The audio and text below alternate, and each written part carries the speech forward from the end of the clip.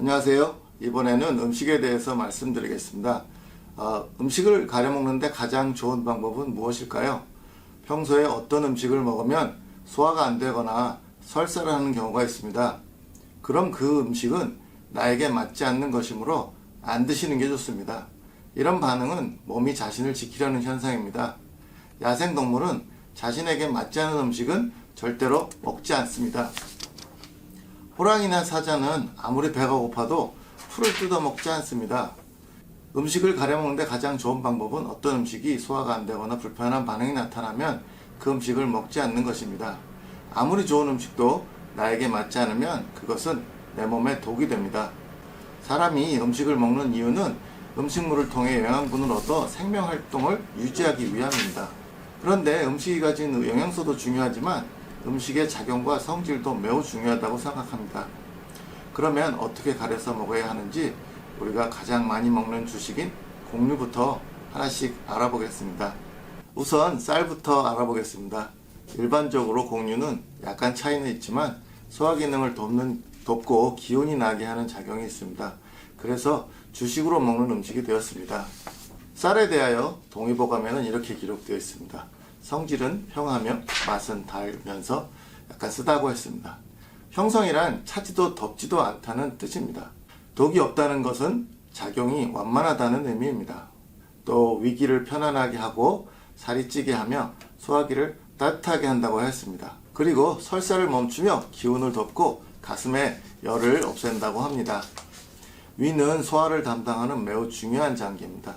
이 장기가 약하면 소화 흡수에 지장이 생겨 영양분을 잘 흡수하지 못하므로 기운이 없고 입맛을 잃어 잘 먹지 않으며 소화에도 문제가 생겨 잘 체할 수 있습니다. 또한 대변이 묽어지거나 설사를 하기도 합니다. 또 쌀은 몸에 수분을 공급하여 가슴에 열을 내리는 역할도 합니다.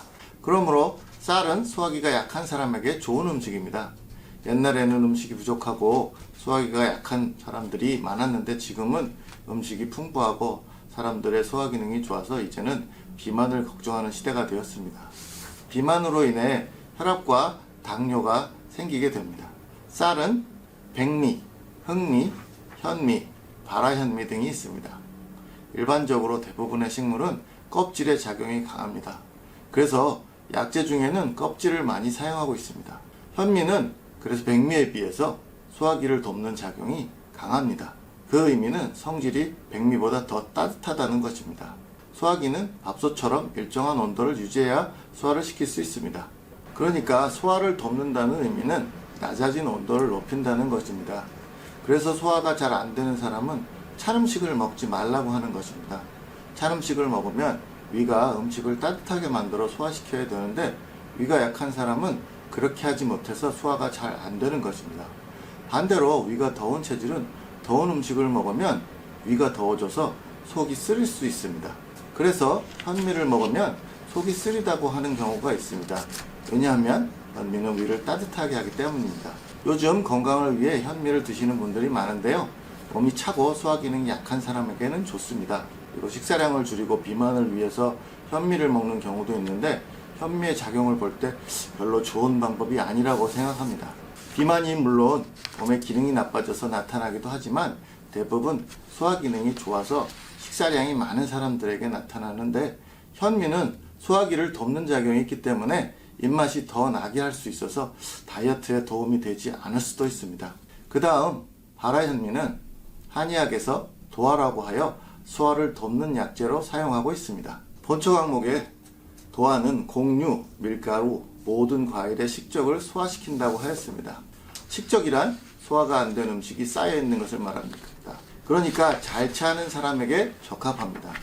배에 가스가 많이 차고 트림에 음식 냄새가 나면 위에 소화가 안 된 음식이 있는 것이므로 이런 경우에 드시는 것이 좋습니다. 소화가 잘 되는 사람이 발화현미를 먹으면 소화지를 계속 먹는 것과 같습니다. 또는 소화가 잘 되어 배가 자주 고파서 식사량이 늘어나면 살을 찌게 할 수도 있습니다. 마지막으로 흑미가 있는데요. 본초 강목에 위, 간, 비와 신장에 도움을 주어 빈혈, 변비 등에 좋다고 기록되어 있습니다. 보통 검은색은 한의학에서 신장을 돕는 작용이 있다고 합니다. 신장이 약하면 허리가 시큰거리고 소변을 자주 보며 성기능도 약해지게 됩니다. 그리고 검은색은 머리를 검게 하는 효과도 있습니다. 정리해보면 백미는 이 중에 작용이 가장 무난하므로 우리가 주식으로 많이 먹어도 몸에 큰 영향을 미치지 않습니다. 물론 살은 찔 수 있습니다. 그리고 현미는 몸이 찬 체질에게 도움이 되며 발화현미는 자주 체하는 분들에게 적합하고 흑미는 신장이 약한 분들에게 좋습니다. 최근에 쌀과 여러 곡류를 섞어서 드시는데 건강한 사람은 큰 문제가 없지만 몸이 약한 사람은 잘 섞어 먹어야 몸에 해가 없습니다. 마지막으로 쌀의 작용 중에 갈증을 멈추는 기능이 있는데요. 몸이 자주 마르거나 마른 기침을 하는 분들에게 좋은 방법을 하나 알려드리겠습니다. 한약 처방에 사용하는 방법이기도 한데요. 약을 끓일 때는 은그릇이 가장 좋고 그 다음이 자기 그릇입니다. 근데 자기 그릇은 좀 약하므로 현재 유리 그릇을 사용하셔도 괜찮습니다. 그리고 음식은 일반적으로 스테인리스나 쇠 그릇에 끓여도 크게 문제가 되지 않는데요. 약은 화학 반응이 일어나기 때문에 가능하면 유리 그릇을 사용하시는 것이 좋습니다. 여기 보시는 것처럼 저희가 유리 그릇에 쌀을 1컵, 그 다음에 물은 3컵 정도 이렇게 넉넉하게 붓습니다. 익기 전에 반투명한 색을 띠는데요. 처음에는 센 불로 끓이시면 됩니다. 그리고 끓기 시작하면 약한 불로 줄여서 한 5에서 10분 정도 끓인 후에 이 물을 따라내시면 됩니다.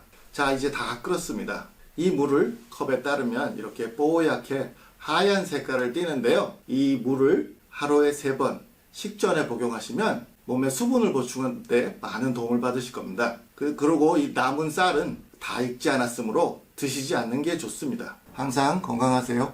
감사합니다.